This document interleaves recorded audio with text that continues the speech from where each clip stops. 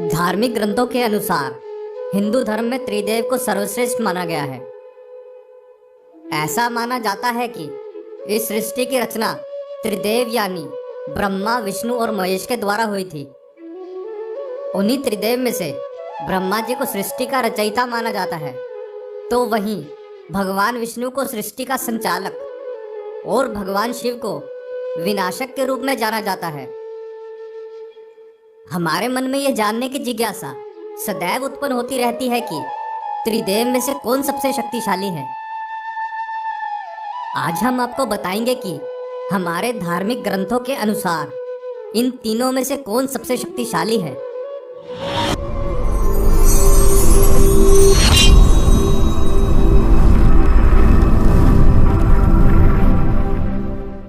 हमारे पुराणों में कुछ कथाएं मिलती हैं जिनके अनुसार हम जान सकते हैं कि त्रिदेव में से कौन सबसे बड़ा है। शिव पुराण के अनुसार एक बार ब्रह्मा जी के मन में स्वयं की उत्पत्ति को लेकर प्रश्न आया। उसी प्रश्न के उत्तर को प्राप्त करने के लिए उन्होंने घोर तपस्या की, जिससे उन्हें ज्ञात हुआ कि भगवान विष्णु की नाभि से प्रकट हुए कमल के पुष्प से उनका जन्म हुआ है। वह जानते थे कि वो सृष्टि के रचयिता हैं। उसी अहंकार में वो भगवान विष्णु के समक्ष गए और कहने लगे कि हे विष्णु, मैं तुमसे ज्यादा श्रेष्ठ हूँ। उधर भगवान विष्णु बोले कि तुम्हारी उत्पत्ति मेरे द्वारा हुई है, इसलिए तुमसे ज्यादा मैं श्रेष्ठ हूँ। अहंकार में दोनों का विवाद इस हद तक बढ़ गया कि युद्ध की स्थिति उत्पन्न होने लगी थी। भगवान शंकर दूर बैठे यह सब देख रहे थे। यह देख उनके विवाद को शांत करने हेतु उनके समक्ष अग्निलिंग के रूप में प्रकट हो गए, जिसका ना तो कोई आदि था और ना कोई अंत। उसे देख भगवान विष्णु और ब्रह्मा जी ने यह सहमति बनाई कि जो भी इस अग्निलिंग का आदि या अंत ढूंढ लेगा वही दोनों में श्रेष्ठ माना जाएगा। ब्रह्मा जी अग्निलिंग के ऊपर की ओर और विष्णु जी अग्निलिंग के नीचे की ओर चले गए। दोनों को बहुत दूर जाने के बाद भी उस लिंग का अंत नहीं मिला और वो थक कर वापस आ गए। वापस आने के पश्चात भगवान विष्णु ने अपनी पराजय स्वीकार कर ली, किंतु ब्रह्मा जी ने झूठ बोला कि उन्होंने इस लिंग का अंत ढूंढ लिया है। ब्रह्मा जी के मुख से झूठ सुन भगवान शंकर बहुत क्रोधित हो गए और उनके क्रोध से भैरव अवतार ने जन्म लिया।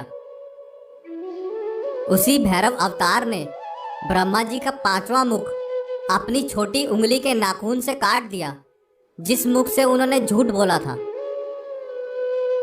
भगवान शंकर ने ब्रह्मा जी को श्राप दिया कि संसार में उनकी पूजा नहीं होगी और विष्णु जी को स्वयं के समान पूजे जाने का आशीर्वाद दिया। शिव पुराण के अनुसार भगवान शंकर ही त्रिदेव में सबसे बड़े हैं। श्रीमद् भगवद गीता के अनुसार एक बार सप्त ऋषिगण आपस में एक विषय पर बात कर रहे थे कि ब्रह्मा, विष्णु और महेश में से कौन सबसे श्रेष्ठ है।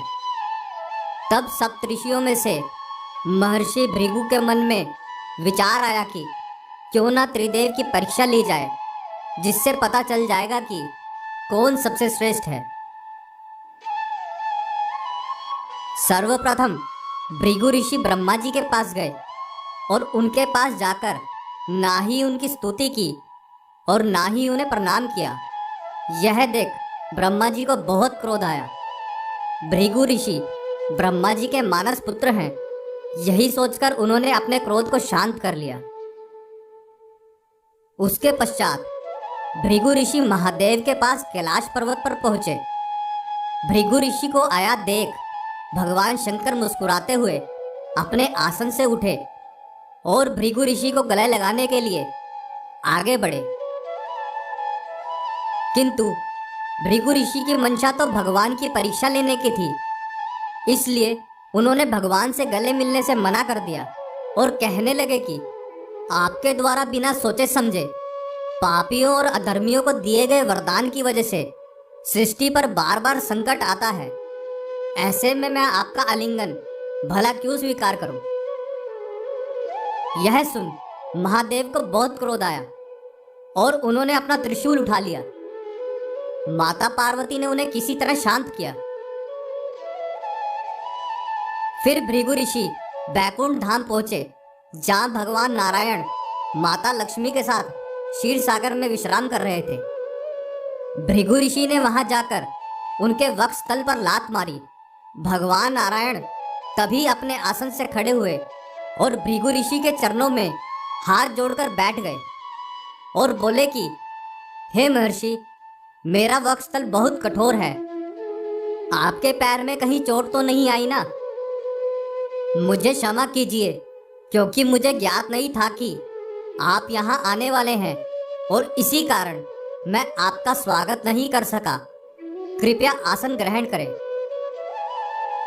भगवान का करुणा भाव देखकर भृगु ऋषि की आंखों में आंसू आने लगे।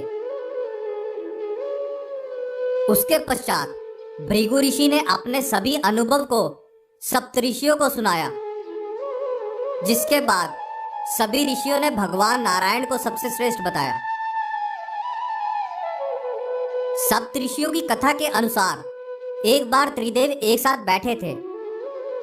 तभी भगवान शंकर के मन में विचार आया कि मैं सृष्टि का विनाशक हूं। क्या मेरे पास इतनी शक्ति है कि मैं सामने बैठे ब्रह्मा जी और विष्णु जी का भी विनाश कर सकता हूं? भगवान शंकर के मन में ऐसा विचार आया देख ब्रह्मा जी और विष्णु जी दोनों मुस्कुराने लगे और ब्रह्मा जी महादेव से बोले, हे महादेव, आप अपनी शक्ति का प्रयोग मुझ पर कीजिए। यह सुन भगवान शंकर ने जैसे ही अपनी शक्ति का प्रयोग ब्रह्मा जी पर किया, ब्रह्मा जी जलने लगे और राख का ढेर बन गए। यह देख भोलेनाथ चिंता करने लगे कि अब इस सृष्टि का निर्माण कौन करेगा। तभी उस राख के ढेर से आवाज आई, हे महादेव, मुझे कुछ नहीं हुआ, मेरे जलने से इस राख का निर्माण हुआ है और जहां निर्माण है वहां मैं हूं। और ब्रह्मा जी पुनः प्रकट हो गए। फिर भगवान नारायण बोले, हे महादेव, अब आप अपनी शक्तियों का प्रयोग मुझ पर कीजिए। यह सुन महादेव ने भगवान नारायण पर अपनी शक्ति का प्रयोग किया। वो भी जलने लगे और राख का ढेर बन गए। राख के ढेर में से फिर आवाज आई, हे महादेव, मुझ पर अपनी और शक्तियों का प्रयोग करते रहें। बार बार सभी शक्तियों का प्रयोग करने के बाद राख गायब हो गई, किंतु राख का एक कण अभी भी बचा रह गया।